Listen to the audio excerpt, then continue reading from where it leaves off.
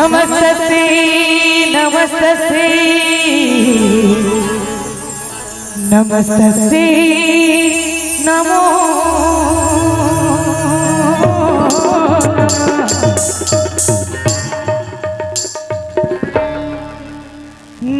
नवकाला ढीला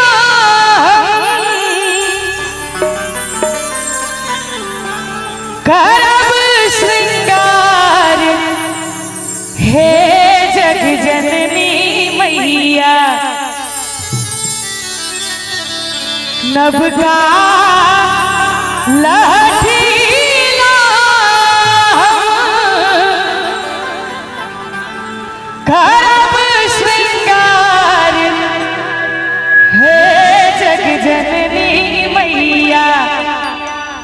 और जिनका जिनका मां भगवती सुरक्षित हाथ देने छे एक बेर मैया के नाम पर दोनों हाथ उठा दियो सब गोटे और ताली बजा के हमरा संगे जगमग करतई आहा के दरबार हे जग जननी मैया जगमग करतई आहा के दरबार हे जग जननी मैया। नवका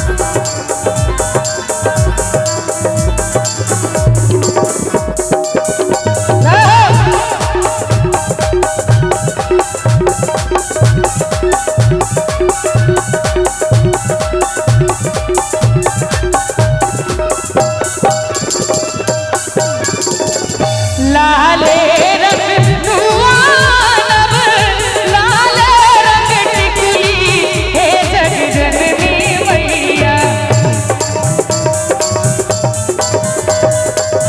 वाह वाह लाले रंग दुआनब लाले रंग टिकली हे जग जननी मैया।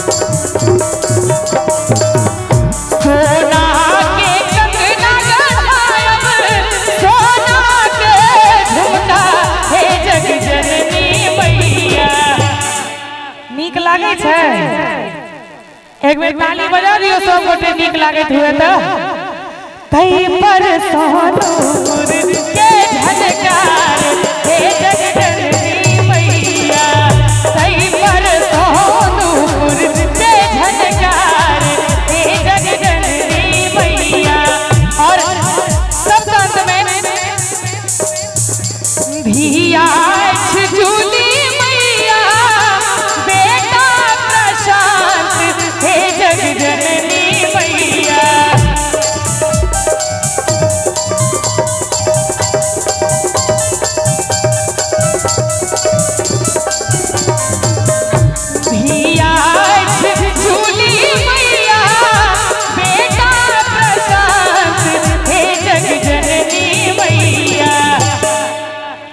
और अहाँ सब दिस मैया से कहबन चाची निक लागैया भक्तो के सुनियो कने पुकार